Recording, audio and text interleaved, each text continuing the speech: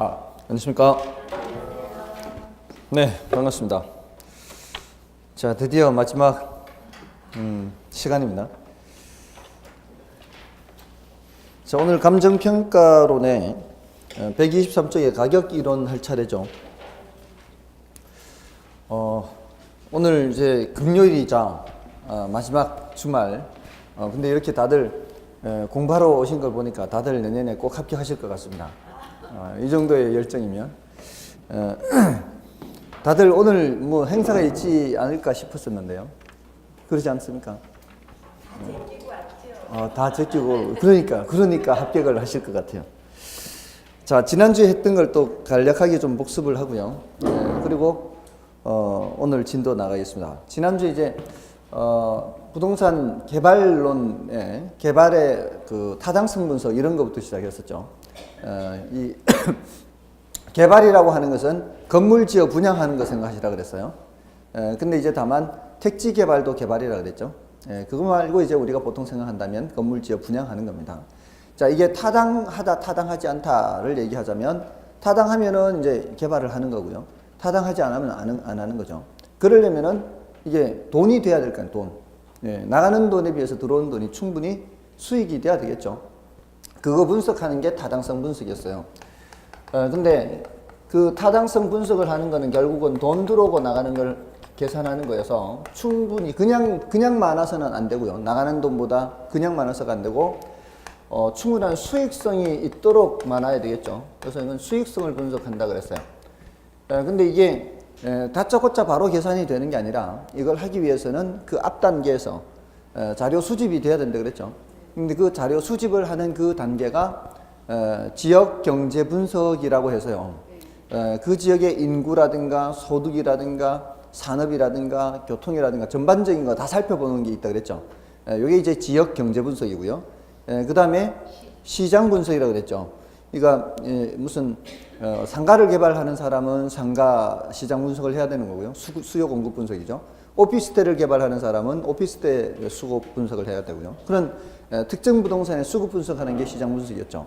그 다음에 시장성 분석이었죠. 시장성 분석하면 요거는 그 대상 개발 사업에 초점을 맞추어서 그 주변의 다른 부동산에 비해서 얼마나 경쟁력이 있는가 분석하는 거죠. 임대가 잘 될까 또는 분양이 잘 될까 분석하는 게 시장성 분석이에요.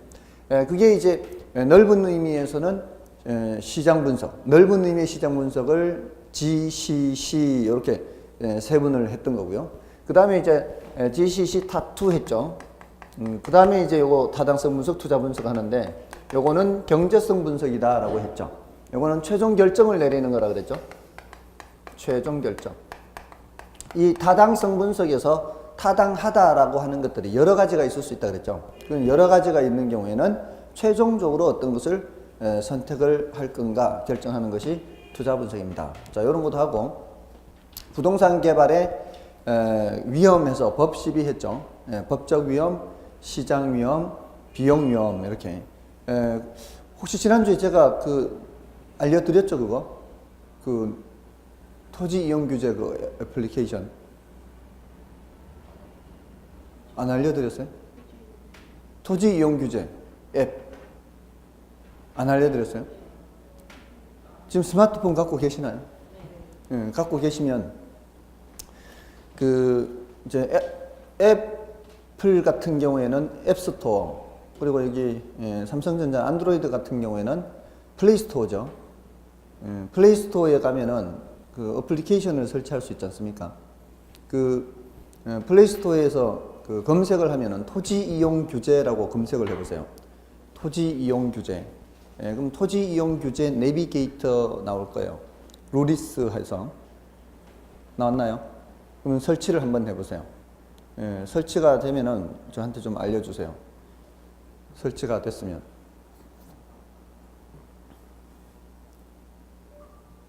속도가 빠른 사람이 있고 느린 사람이 있고요. 그 이제 사람 속도가 빠르고 느린 것도 있지만 스마트폰이 이게 지금 얼마나 성능이 좋으냐 그렇지 않느냐도 있습니다.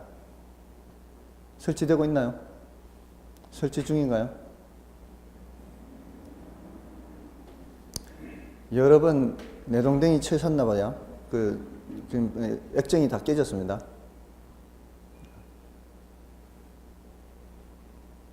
됐나요? 아직 안 됐어요? 됐어요? 되신 분 줘 보십시오. 자, 요런 애플리케이션이에요. 애플리케이션이. 보이시나요? 요런 애플리케이션이에요. 자, 요 애플리케이션을 보시면 이제 왼쪽 위에 지도 서비스라는 게 있어요. 그 지도 서비스를 터치해서 이제 승인을 이제 받아야 돼요. 승인을 받으면 지금 위치 GPS가 켜져 있군요. GPS가 켜져 있으면 내 위치가 이렇게 나타납니다. 지금 내 위치가 지금 정확하게 나타나고 있어요. 경우에 따라 약간의 오차는 있어요. 자, 지금 보시면 돼요, 이거. 어떻게 이제 활용하는지 보시면 되니까. 지금 우리가 있는 정확한 위치가 아니네요. 정확한 위치 맞습니다. 정확한 위치 맞습니다. 자, 지금 우리가 있는 이 학원 건물, 요 땅에 대해서, 지금 이 토지이용 규제를 알고 싶다 그러면, 지금 우리 있는 위치가 지금 깜빡깜빡하는 바로 옆이 요 건물이거든요. 요 건물인데, 지금 요거 주소 검색, 주소로도 검색할 수 있고, 위치 선택할 수도 있어요. 다음에 그래서 위치 선택을 눌러요. 위치 선택을 터치를 한 후에, 우리가 지금 요 학원 건물, 요 위치를 터치를 해요. 자, 그럼 보라색으로 바뀌죠. 보라색으로 바뀌죠. 지금 이게 학원 건물이에요. 요 건물에 대해서 지금 주소가 나옵니다. 주소가 나오는데 그 밑에 규제 정보 보기가 있습니다. 규제 정보 보기를 누르면 지금 어디서 무엇을 어떻게 이렇게 세 가지 목록이 있는데 어디서라고 하는 것은 기본적으로 주소가 나옵니다. 근데 그 두 번째 무엇을에 해당하는 것에 예를 들어 단독주택 이렇게 써 넣지 않습니까? 그러면은 요 땅에다가 단독주택을 지을 수 있느냐 없느냐 이게 나와요. 그 다음에 어떻게는 이제 이 허가를 받으려면 어떤 절차를 거쳐서 허가를 받는 이런 내용이 나와요. 근데 이제 그 무엇을은 하지 않고요. 여기서 그냥 조회만 들어갈게요. 조회를 들어가면은 지금 여기 규제 현황 해서 이게 이제 첫 번째 항목에 대한 대답이에요. 두 번째 항목 무엇에 해당하는 항목에 대한 대답은 이 두 번째 행위 가능 여부가 있어요. 여기 지금 써넣지 않았기 때문에 지금 써넣으라는 말이 나오는 거거든요. 세 번째 이제 인허가 절차 어떻게 여기 이제 나옵니다. 그래서 이 규제 현황을 보시면 지목이 지금 대로 돼 있어요. 여기. 그다음에 면적이 964제곱미터고요. 964제곱미터면은 약 300평 정도 되겠죠. 300평에서 조금 모자라겠죠. 다음에 공시지가가 지금 495만 원입니다. 공시지가가 495만 원이니까 약 500만 원 잡고요. 500만 원에 3.3제곱미터, 이 제곱미터당 가격이니까 3.3을 곱하면은 355, 3516, 1650만 원이죠. 공시지가, 개별 공시지가를 말하는 겁니다. 개별 공시지가가 1650만 원인 거예요. 이 공시지가는 시가보다는 약간은 낮게 이제 발표가 되죠. 근데 이제 지금은 상당히 많이 근접했습니다. 시가에 근접해 있어요. 다음에 그 밑에 보면 국토의 계획 및 이용에 관한 법률에 따른 지역지구 등 해서 도시지역 제2종 일반 주거지역입니다. 여기가 제2종 일반 주거지역이요. 여기가 뜻밖이죠. 상업지역이 아니죠. 근데 여기서 조금 더 저쪽으로 가면 이제 상업지역이 나타나게 되겠죠. 그 다음에 다른 법령에 따른 지역지구 등 해서 가축사육 제한구역 당연히 그래야 되겠죠. 요거는 이제 가축 분류의 관리 및 이용에 관한 법률에서 그렇게 돼 있고요. 또 군사기지 및 군사시설보호법상 대공방어협조구역 이렇게 돼 있어요. 대공방어협조구역. 그다음에 수도권 정비계획법상 과밀 억제권역이고요. 그다음에 그 학교보건법상 학교환경위생정화구역이에요. 이 근처 학교에 있다는 얘기예요. 근처에 학교가 있으면 이런 게 나옵니다. 자, 이런 것들을 확인할 수가 있어요. 이게 어떤 점이 좋은가 하면은 이게 지금 시가지 같은 경우에는 지형 지물들을 쉽게 확인할 수 있죠. 어떤 경우가 이제 좋은가 하면은 이 외곽에 토지를 볼 때요. 토지 같은 경우에 나오는 땅 있죠. 외곽은 지형 지물이 없죠. 지형 지물이 없어서 이렇게 지나가다 보면은 저 땅이 괜찮아 보이는데 저 땅이 얼마 정도 될까? 이런 이제 궁금한 경우도 있지 않습니까? 그럴 때는 이제 지나가다가 이렇게 임의로 이렇게 터치를 하는 거죠. 이거 아니고. 여기서 뭐 이런 식으로 있으면 위치 선택을 해서 이렇게 눌러보는 거죠. 이렇게 뜨죠. 근데 이게 내 위치를 알 수 있기 때문에 GPS상 내 위치를 알 수 있기 때문에 요 땅에 대해서 어느 정도 이렇게 근처 가면은 요 땅이다를 알 수 있어요. 이 지형 지물이 있는 도시 시가지는 이게 쉽게 확인할 수 있지만 예전에 이 뭐죠? 땅 보러 다니는 사람은 지적도 같은 걸 다 떼가지고 이렇게 나가거든요. 지적도를 떼고 나가도 이 땅이 그 땅인지를 확인을 잘 못해요. 근데 이거는 내 위치가 정확하게 나오고 거의 정확하게 나오니까 약간의 오차는 있어도 쉽게 자신의 위치를 알 수 있으면서 그 땅을 눌러서 땅에 대해서 알 수가 있다는 거죠. 굉장히 이제 유용합니다. 그러니까 여기 있는 여러 가지 규제 정보들이 공법상 규제 사항들이죠.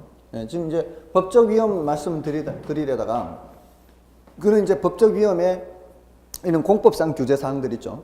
이런 공법상 규제 사항들을 제대로 잘 분석을 해야 위험을 줄일 수가 있겠죠. 또는 뭐 공법상 위험 말고도 이 사법상 위험도 있다 그랬죠. 뭐 그런 위험, 법적 위험도 있고요. 그다음에 시장 위험, 시장 위험이 제일 중요한 위험이라고 그랬죠. 장사 안 될 가능성, 이 분양이 안 될 가능성, 이걸 제일 걱정스러워 해야 되는데 이러려면은 흡수 분석을 해야 된다고 그랬어요. 공급된 부동산이 얼마나 잘 팔렸는지 지난 1년간 정도 이렇게 분석을 해보면은 시장 상황을 알 수가 있죠. 그런 분석을 함으로써 시장 위험을 줄일 수 있고 또 뭐 비용 위험 이런 걸 비용 위험도 있어서 개발 기간이 긴 경우에는 비용 위험도 좀 나타날 수 있다. 뭐 이런 얘기를 좀 했습니다. 부동산 개발에서는 뭐 그런 얘기를 좀 했고요. 그다음에 이제 마케팅 했었죠. 마케팅 하면은 이제 마케팅은 한마디로 얘기할 수가 없다고 그랬죠. 이거는 처음서부터 끝까지 전반적인 것을 다 마케팅이라고 했죠. 이 마케팅은 시장이 공급자 주도 시장에서 수요자 주도 시장으로 시장 환경이 바뀌어서 이 마케팅이 강조됐다 그랬죠. 그리고 주로 출제되는 것은 마케팅 전략에서 출제됐고요. 마케팅 전략은 시고관 했죠. 시는 시장 점유 마케팅 전략이고요. 고는 고객 점유 마케팅 전략이고요. 관은 관계 마케팅 전략이죠. 시장 점유 마케팅 전략은 이건 다시 STP와 4P 믹스로 나누어져서 요 세 가지 전략 중에서 시장 점유 마케팅 전략이 제일 많이 출제됐습니다. 지금까지. STP, S는 시장을 세분화하는 거고요. T는 타겟, 표적을 정하는 거죠. P는 차별화를 하는 거죠. 근데 이 차별화에 네 가지를 섞어서 차별화하라 그랬죠. 그래서 그 네 가지가 전부 다 영어 단어 P로 시작하는 단어죠. 프라이스, 가격의 프라이스고요. 그다음에 제품 측면의 프로덕트, 그다음에 홍보 촉진 프로모션, 그다음에 유통 경로 프로모션, 플레이스 이렇게 네 가지 네 가지를 섞어서 차별화를 해서 타겟으로 삼은 시장을 점유하라 이런 얘기를 했고요. 지난번에는 이제 꼬꼬면을 예를 들었죠. 꼬꼬면을 예를 들어서 그렇게 말씀드렸습니다. 그다음에 고객 점유 마케팅 전략은 사람들이 구매 행동을 할 때 이런 심리 단계를 거친다 그랬죠. 이게 이제 결국은 액션, 행동으로 나타나는 것이 이런 심리 단계를 거치기 때문에 요 단계에 있으면 이쪽으로, 이 단계에 있으면 이쪽으로 이렇게 순차적으로 이렇게 접근을 해야 되는데 너무 섣불리 이렇게 오지 마라 그랬죠. 그래서 고객과의 심리적 접점을 마련하라. 그래서 마케팅 효과를 극대화하라 이런 거고요. 그다음에 관계 마케팅 전략은 수요자와 공급자의 지속적 관계를 중시하는 마케팅이라고 그랬죠. 그래서 부동산의 경우에는 이 지속적 관계라는 것이 이제 브랜드 마케팅으로 나타난다 그랬습니다. 자, 여기 마케팅에 대해서 좀 했고요. 그다음에 이제 입지론으로 넘어가면은 공업 입지론 해서요. 공업 입지론은 이제 공장을 어디에 짓는 것이 좋을까? 공장 위치를 이제 선택하는 그런 선정하는 그런 내용이었죠. 이게 최소 비용 이론이었죠. 비용을 가장 적게 하는 곳에다가 공장을 지어라. 비용이 가장 적게 드는 곳에. 그러니까 공업이라는 게 이제 제품을 생산해서 판매를 하려면은 비용이 발생하는데 그 비용의 합이 최소가 되도록 하는 것이 제일 좋다고 그랬죠. 근데 그 중에서 가장 강조한 것이 수송비죠. 그 다음이 임금이고요. 그 다음이 집정력이에요. 이 집정력은 클수록 좋겠지만 수송비나 임금은 작을수록 좋겠죠. 근데 수송비에는 제품 수송비가 있고 원료 수송비가 있다 그랬죠. 그래서 원료 수송비가 많이 발생하는 경우에는 원료 지향 입지를 해야 되고요. 제품 수송비가 많이 발생하는 경우에는 시장 지향 입지를 해야 된다 그랬죠. 그리고 경우에 따라 저임금 노동력이 많이 필요로 하는 경우에는 노동 지향 입지를 한다. 이렇게 했고요. 경우에 따라 뭐 집적 지향 입지 이런 말도 있기는 합니다. 자, 여기 이제 공업 입지론에서 있는 얘기고요. 그다음에 상업 입지론에 넘어가시면은 중심지 이론 했죠. 자, 여기서 사람 이름은 별로 중요하지 않다 그랬어요. 그래서 사람 이름 잘 안 쓰고 있죠. 이거는 이제 배보의 최소 비용 이론이다. 이거는 뭐 크리스탈러의 중심지 이론이다. 이 습관적으로 붙이는 거예요, 그냥. 근데 중심지 이론에서는 중심지 성립 조건에 대해서 얘기했어요. 중심지라는 게 망하지 않고 계속 그 기능을 유지하기 위해서는 최소한 어느 정도의 매상을 달성해야 된다 그랬죠. 그 최소한 달성해야 되는 그 매상고 수준을 최소 요구치다라고 했죠. 혹시 이거 수업 안 했나요? 표정들이 요거는 안 했는 것 같은 표정들이에요. 최소 요구치죠. 근데 요거보다는 더 매상이 더 많아야 그래야 유지할 수가 있는 거죠. 그러면 최소 요구치를 달성하는 수준의 그 상권 범위가 최소 요구치 범위고요. 그것보다도 더 넓은 지역의 고객들이 이 점포를 이용을 해줘야 되겠죠. 그 점포를 이용한다는 얘기는 그 사람들이 와서 구매해 간다는 얘기죠. 그럼 재화가 도달하는 범위 이렇게 표현하는 거죠. 재화가 도달하는 범위가 최소 요구치보다는 더 커야 중심지가 성립한다. 이런 얘기를 했고요. 그다음에 중심지의 계층성에서 저차 중심지, 중차 중심지, 고차 중심지 이렇게 했죠. 이 편의점이라든가 동네 큰 슈퍼, 대형 할인 매장 이렇게 위로 올라갈수록 이 기능은 점점 더 다양해지면서 규모는 커지고 중심지 간 거리는 멀어지고 뭐 그런 얘기를 했습니다. 중심지의 계층성도 했고요. 그다음에 레일리의 소매인력 법칙이었죠. 레일리의 소매인력 법칙은 자, 이것은 그 뉴턴의 만유인력 법칙을 그대로 가져온 거라 그랬죠. 그래서 당기는 힘 할 때 어떻게 된다 그랬어요? 당기는 힘이 거리에 제곱에는 반비례하고 크기에는 비례한다 그랬죠. 또는 인구. 자, 여기서 이게 거리의 제곱에 반비례한다의 의미가 자, 점포 같은 걸 차릴 때 거리가 중요하다, 크기가 중요하다. 거리가 중요하다 그랬죠. 거리가 멀어져 버리면은 당기는 힘이 그냥 작아지는 게 아니라 급격히 작아진다 그랬죠. 이런 전자파도 똑같다 그랬잖아요. 전자파도 똑같기 때문에 전자레인지 같은 거 돌려놓고 조금이라도 더 멀어져야 이 전자파의 영향을 급격히 덜 받게 되는 거죠. 그래서 거리가 중요하다는 겁니다.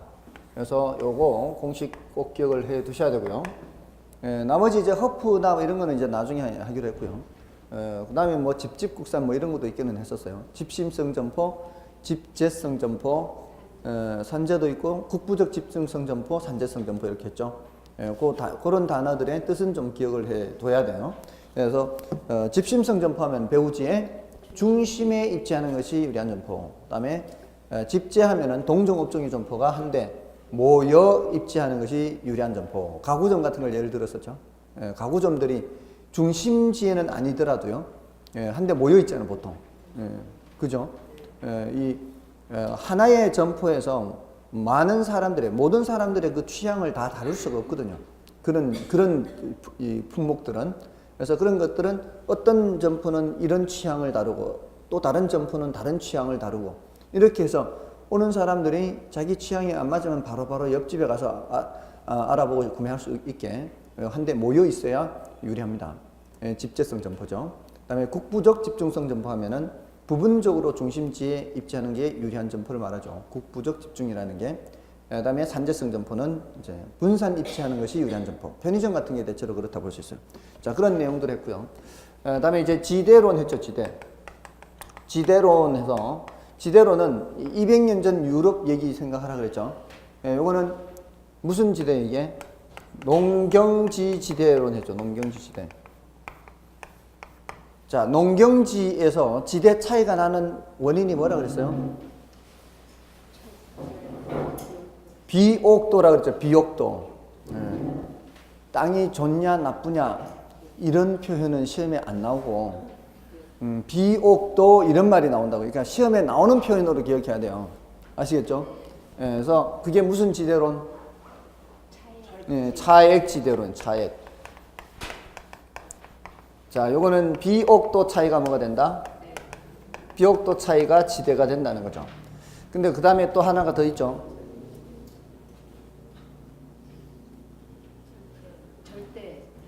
절대 말고 그 위에 우리 조상들은 문전옥답 했잖아요. 문전옥답. 들어보셨나요? 이게 뭐예요?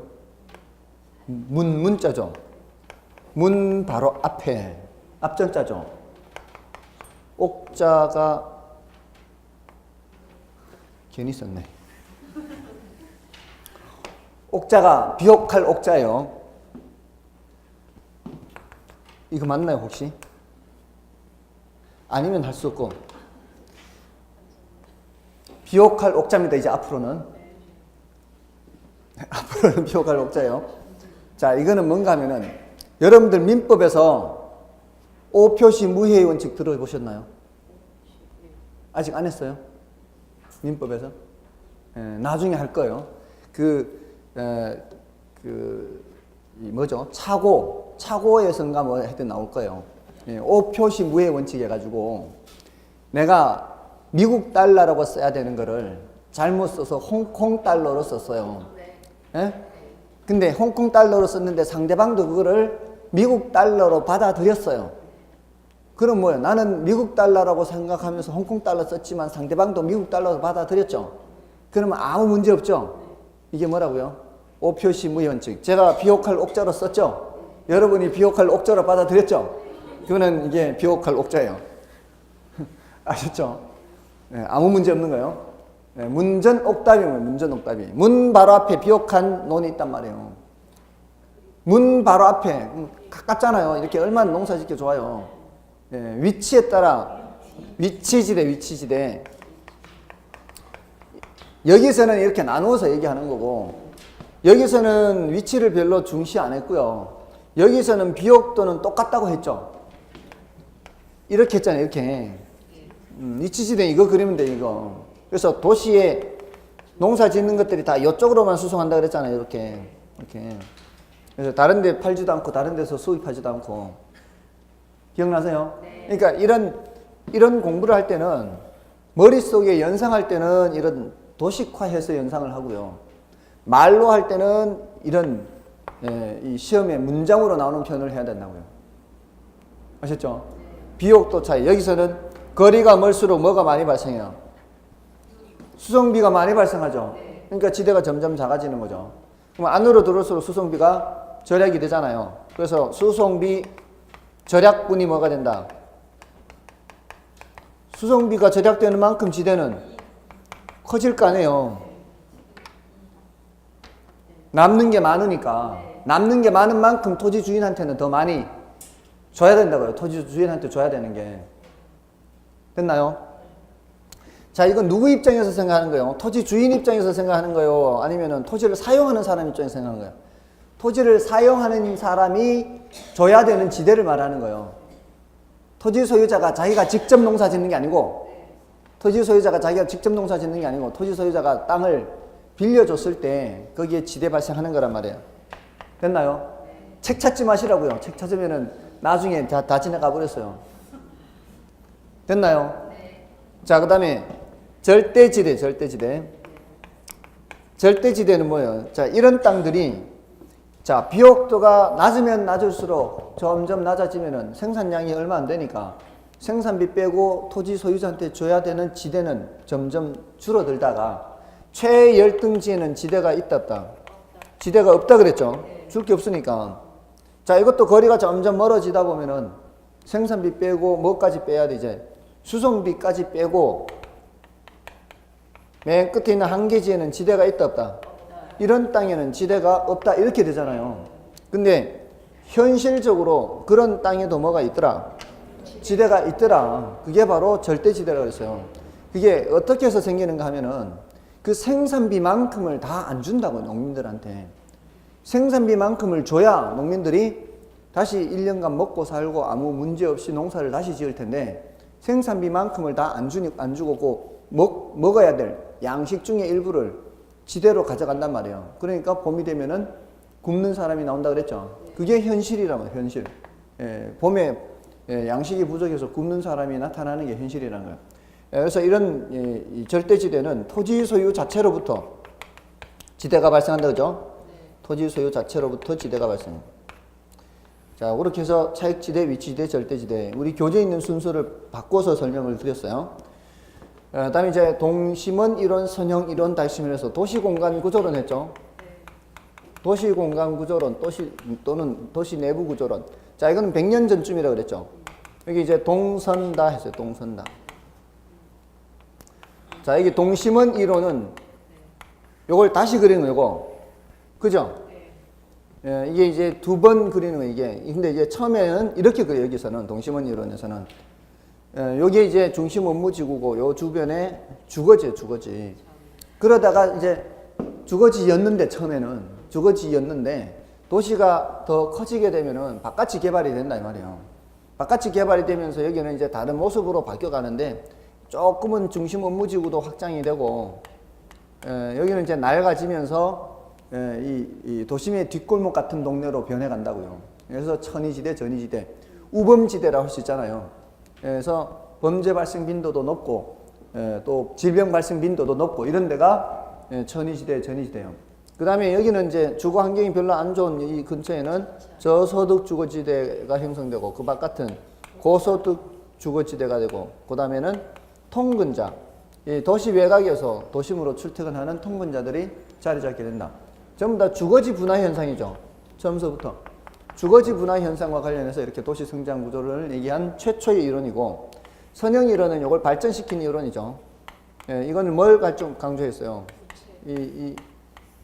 다른 도시로 연결되는 교통축을 강조했죠. 다른 도시로 연결되는 교통축을 강조해서 교통축이 있는 쪽으로 도시가 더 성장해서 원이 변형돼서 부채꼴 모양으로 성장한다. 이게 선형 이론. 이 두 이론은 모두 핵이 한 개밖에 없다 그랬죠. 네, 다 핵심 이론은 핵이 여러 개라 했죠. 여기 핵이 여러 개가 이렇게 되면서 성장한다는 겁니다. 이게 이제 다 핵심 이론이고요. 다음에 감정평가론에 와서 감평분류를 했죠. 감평분류에서 공적평가와 공인평가만 좀 주의해서 살펴보라 그랬어요. 공적평가와 공인평가. 공적평가는 단어를 뭐를 집어넣으라 그랬죠. 요 공적기관이 평가한다. 공적기관이. 공적기관에 소속된 사람들을 뭐라 그래요? 공무원이라고 그랬죠. 공무원이 하는 거예요. 공무원이. 근데 공인평가는 공공단체에서 자격을 부여, 국가나 공공단체에서 자격을 부여한 개인이 하는 거라 그랬죠.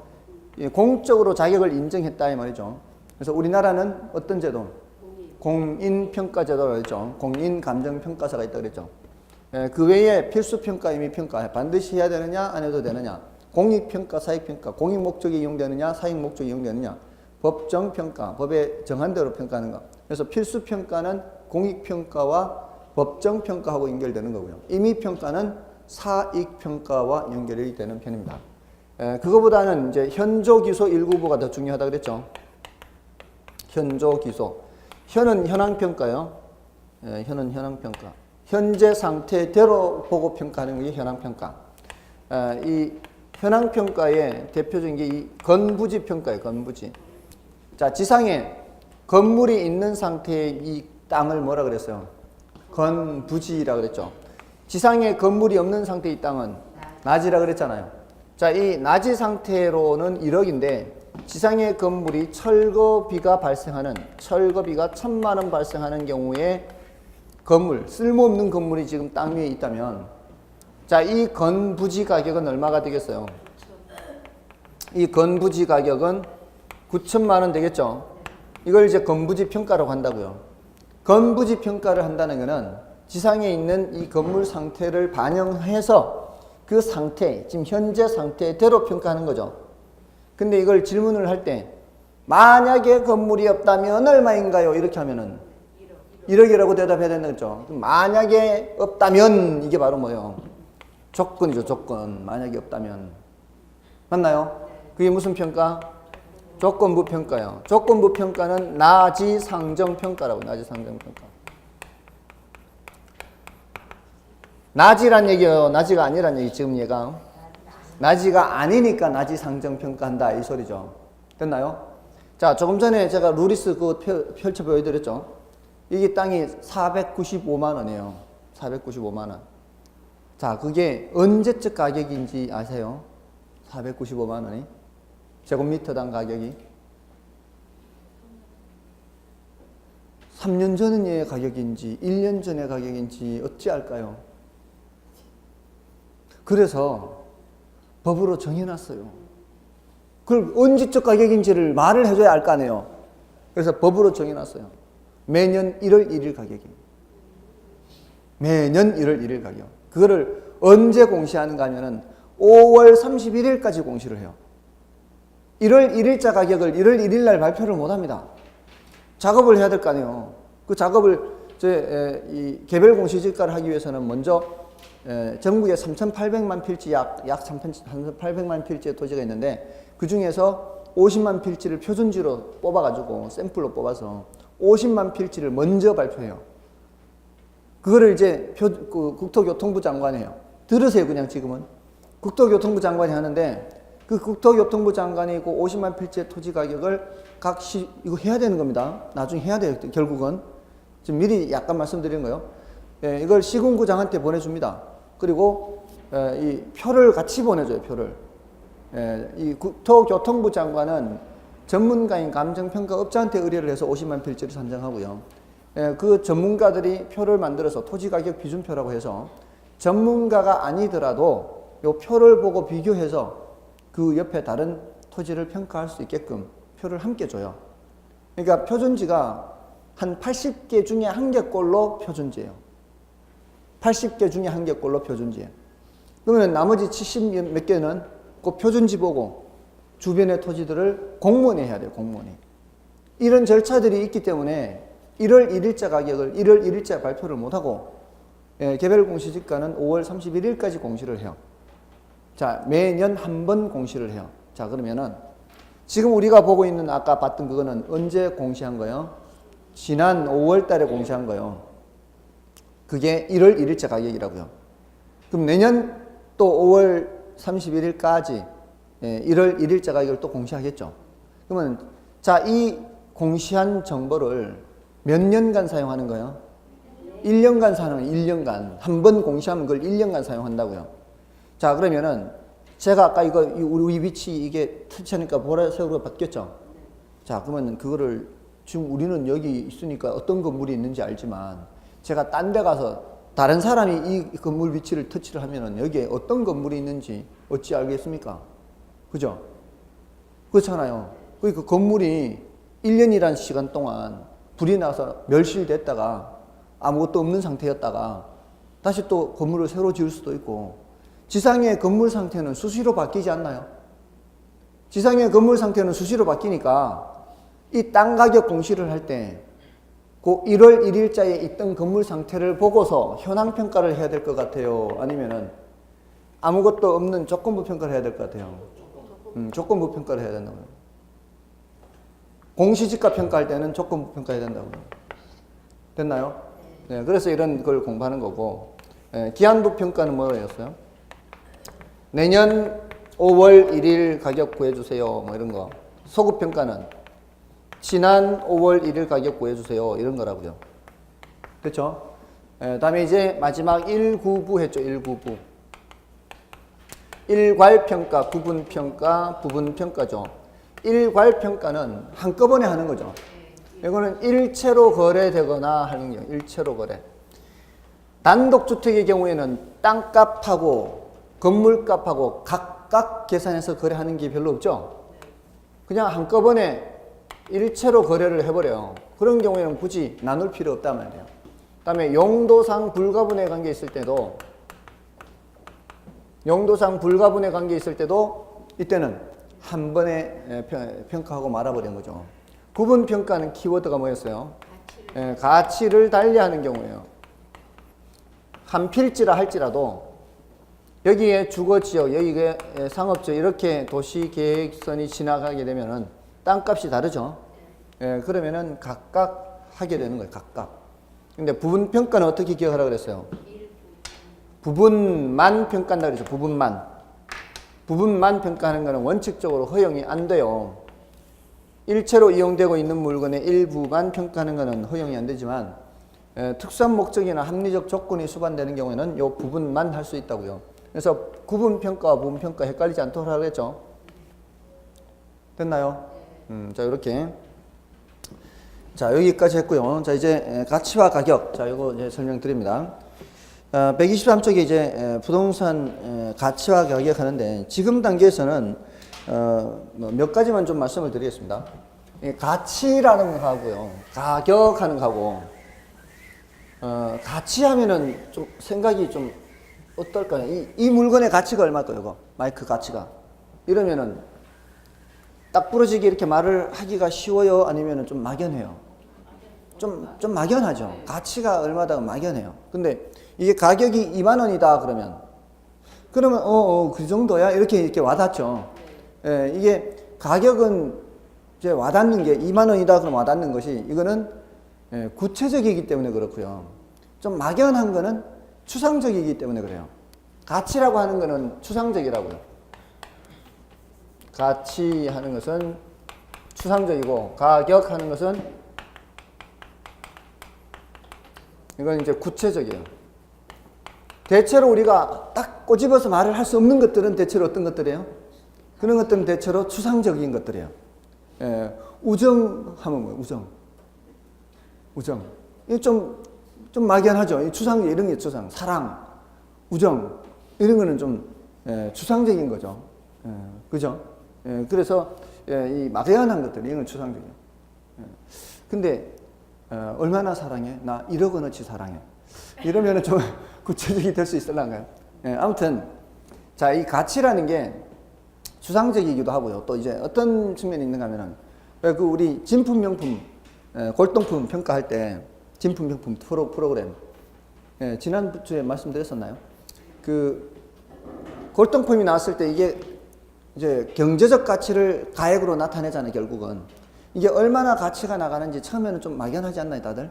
추상적이니까. 자, 근데 나중에는 어떻게 해요? 결국은 이제 그 전문가들이 쑥득쑥득 하죠. 쑥득쑥득 해서 금액으로 나타내잖아요.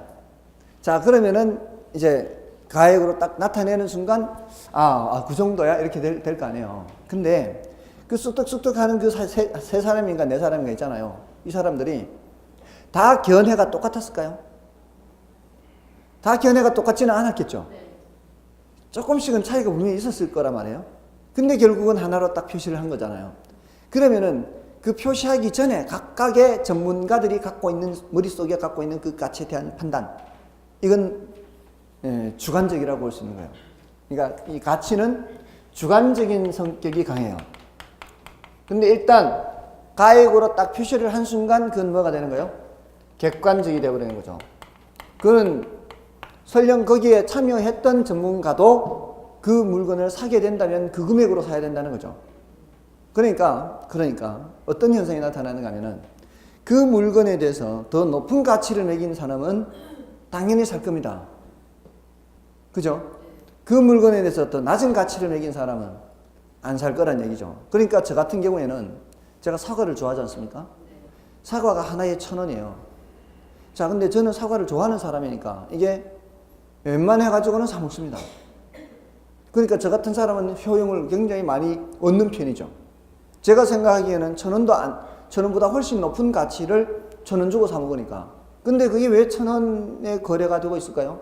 어떤 사람은 1,000원보다도 낮게 평가하는 사람도 있다는 거죠.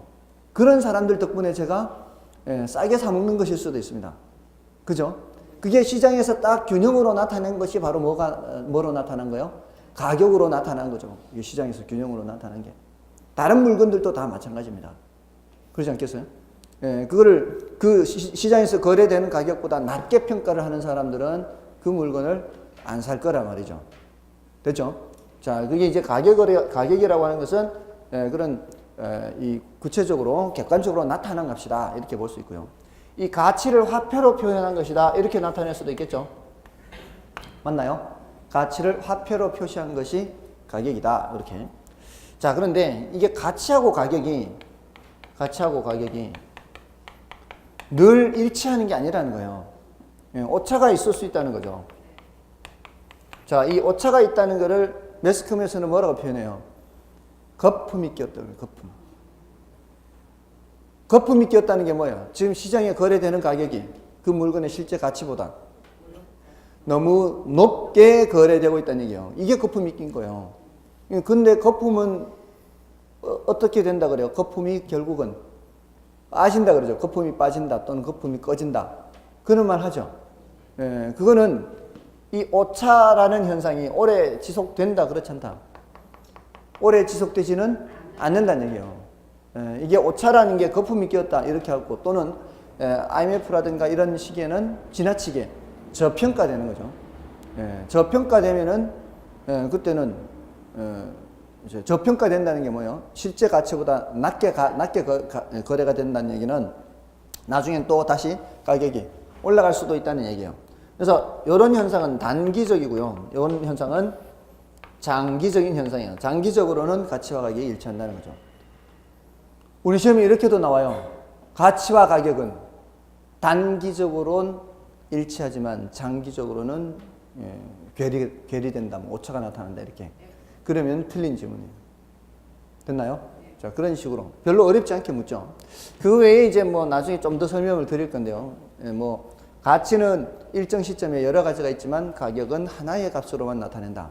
또 가치는 장래 기대되는 편이기에 현재 값이다. 이렇게 하지만 가격은 실제로 지불된 과거 값이다. 뭐 이런 얘기를 더 해요. 하긴 하는데 지금 단계에서는 가치와 가격을 요 정도로만 구분해도 되겠습니다. 됐죠? 자, 이제 그 밑에 부동산 가치 형성 요인과 가치 발생 요인 이거 좀 설명드릴게요. 자, 이게 이제 점점 용어들이 낯설단 말이에요. 이게 가치 형성 요인 또 가치 발생 요인. 자, 이게 왜 형성 요인이라고 하는지, 이걸 왜 발생 요인이라고 하는지, 이거는 굳이 신경 쓸 필요 없고요.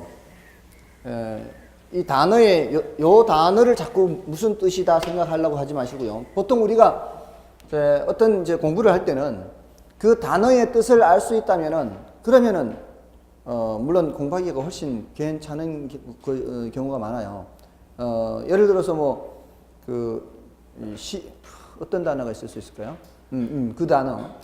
앞에 우리 보존 재개발 뭐 이렇게 했잖아요. 보존은 현상 유지의 의미가 있다 그랬잖아요. 현상 유지라는 것을 하는데 재개발이라는 말을 쓴다는 것은 노후화된 것이 있다 없다? 없다 그랬잖아요. 현상 유지시키는 재개발이라는 게 현상을 유지시키는 것은 노후화된 것이 없으니까 현상 유지시키는 거잖아요. 단어 뜻을 알면은 그 의미를 파악하기가 쉬운 경우도 있잖아요. 근데 이런 경우에는 이 단어 뜻을 생각하려고 하지 마시라고요. 아시겠죠? 이걸 단어 뜻을 생각하려면 발생이 뭔지 형성이 뭔지 이거 생각하려면 이제 머리 아픈 거예요. 이 경우에는. 그러니까 이런 경우에는 이런 거를 발생 요인이라고 하는구나. 이런 거를 형성 요인이라고 하는구나. 이렇게 받아들이는 게 그냥 상책이라고요. 아시겠죠? 자, 이걸 먼저 좀 설명을 드리면 자, 어떤 물건이 가치를 갖기 위해서는 이렇게 해석하면 돼요. 어떤 물건이 가치를 가지기 위해서는 일단 우리 인간에게는 쓸모가 있어야 돼. 쓸모가 없으면 아무짝에 가치가 없을 거 아니에요. 맞잖아요. 그러면 쓸모가 있다 요거를 한자로 쓰면 어떻게 될까요?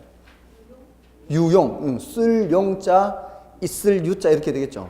그러니까 유용성이라고 합니다. 유용성. 또는 효용성이라고 그래요. 효용.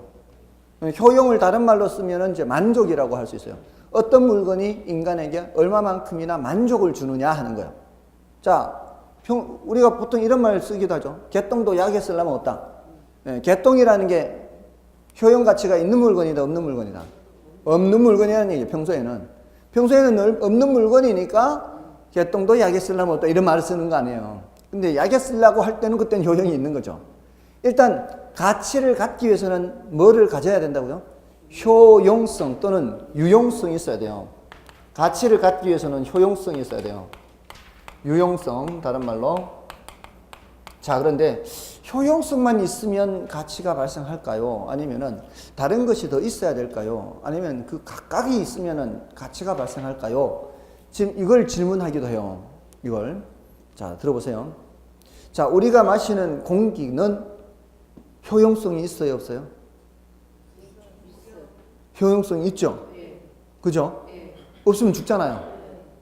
자, 그럼 공기가 가치가 있을까요, 없을까요?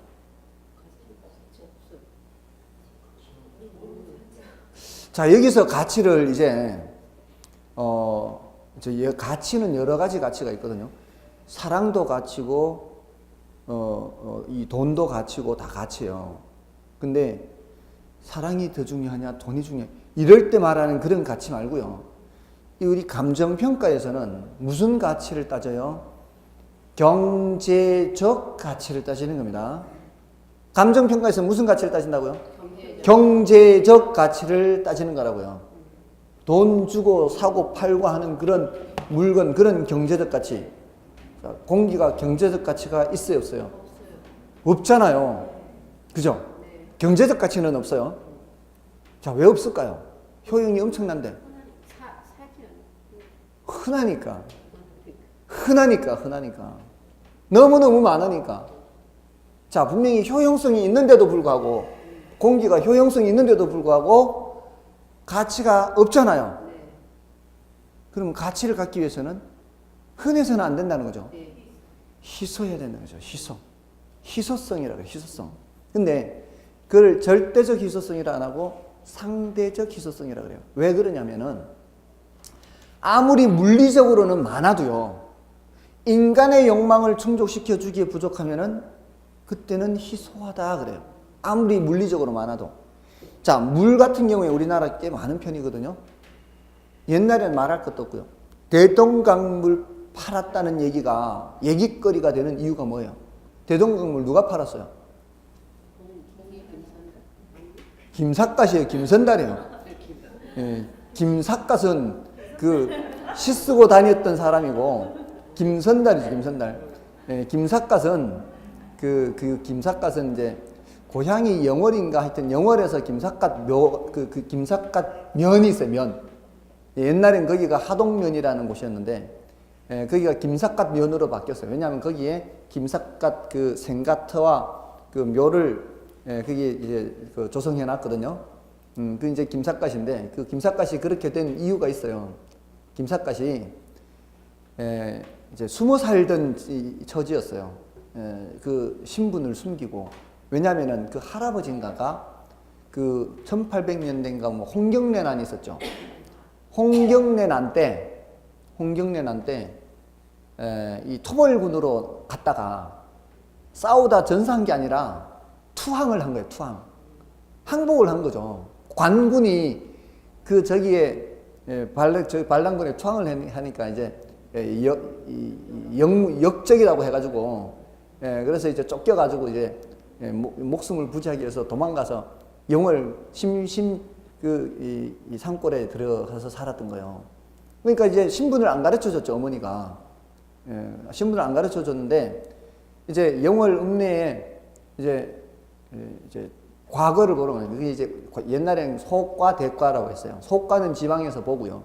소과에 급제하면은 이제 서울로 올라와서 성균관에서 대과를 보는 거예요. 그 소과를 봤는데 급제를 한 거예요. 근데 그때 그 소과에서 보는 게 뭔가 하면은 생원시와 진사시가 있어요. 생원시, 생원진사 들어보셨죠? 김진사, 뭐 꽁생원, 김생원 이런 말 들어보셨죠? 그게 지방에서 보는 소과에서 통과하면 그게 진사가 되고 생원이 되는 거예요. 근데 생원은 사서삼경 이런 이론적인 것을 시험 보는 거고요. 생원은. 진사는 시나 뭐 이런 걸 보면 시, 부 이런 것들. 그러니까 풍류, 시를 쓰고 이런 풍류를 하는 게 진사예요. 그러니까 이 보통 이 영화라든가 이런 데 문학 작품에 나오는 진사는 풍류를 아는 사람으로 이렇게 소개가 되는 편이에요. 술도 한잔 하고. 근데 생원은 어떻게 표현이 돼요? 꽉 막힌 꽁생원이라고 얘기하는 이 원리 원칙을 따지고 그런 인물로 묘사가 되죠. 그게 시험 보는 게 그래서 그래요. 시험 보는 게. 생원은 원리 원칙대로 보는 그런 사서삼경 이런 걸 보는 거고, 저기는 저기 진사는 이제 시도 쓰고 막 이런 걸 하는 거예요. 아무튼 거기에서 급제를 해가지고 왔는데 급제를 한 내용이 뭔가 하면은 자기 할아버지를 욕하는 내용으로 한 거예요. 예, 그 토벌 나가서 그 반란군에 항복을 하느냐.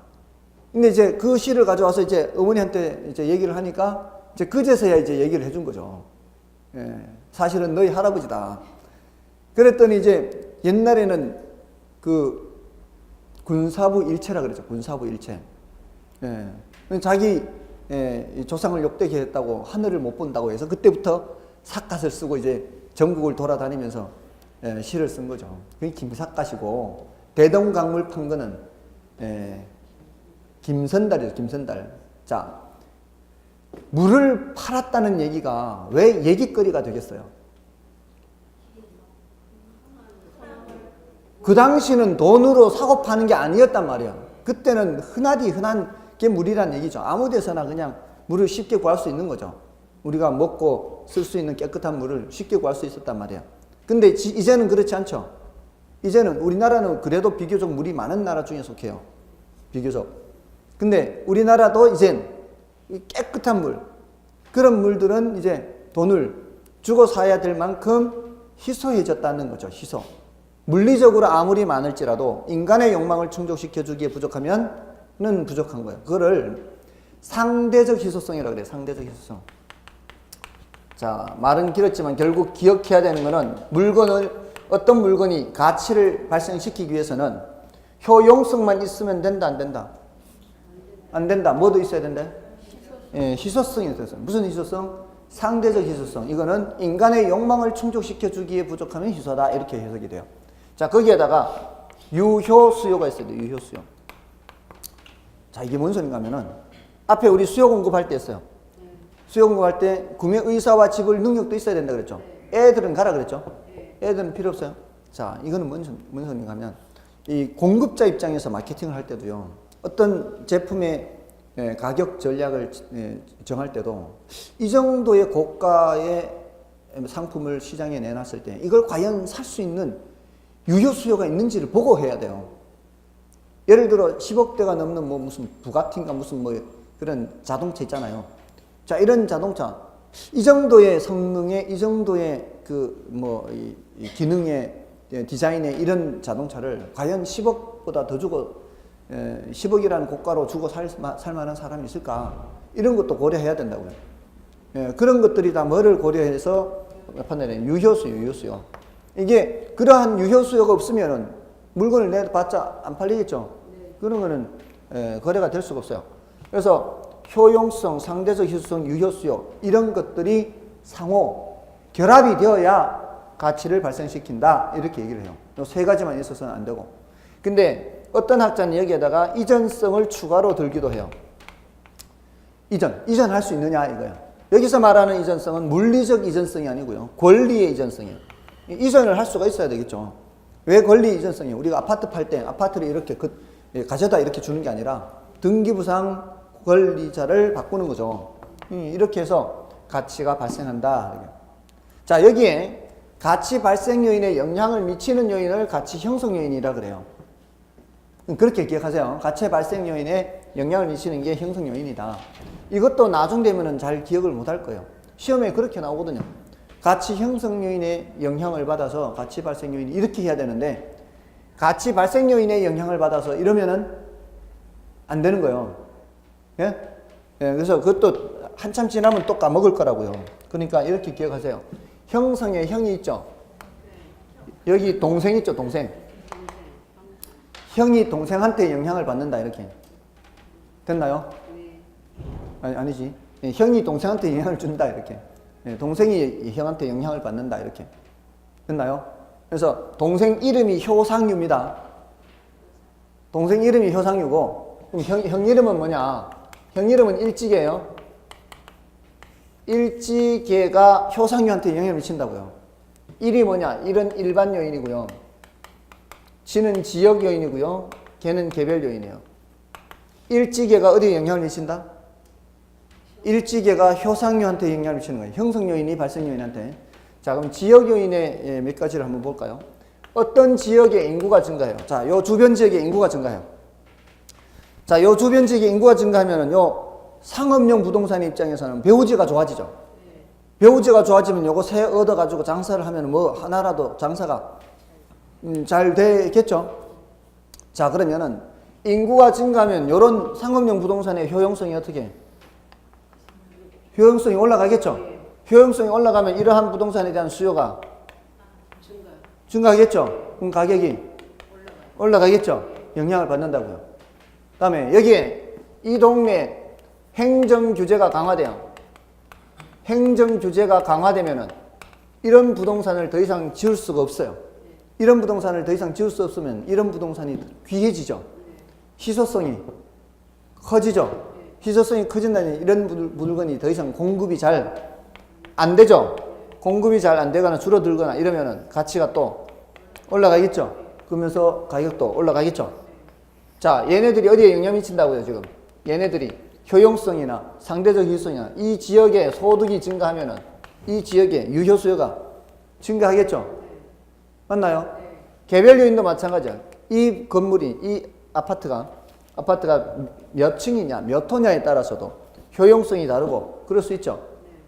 됐나요? 뭐가 뭐에 영향을 미친다고요? 일지계가 효상유에 영향을 미친다고요.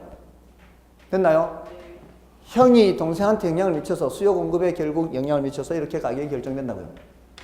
됐어요? 형 이름은 뭐고요?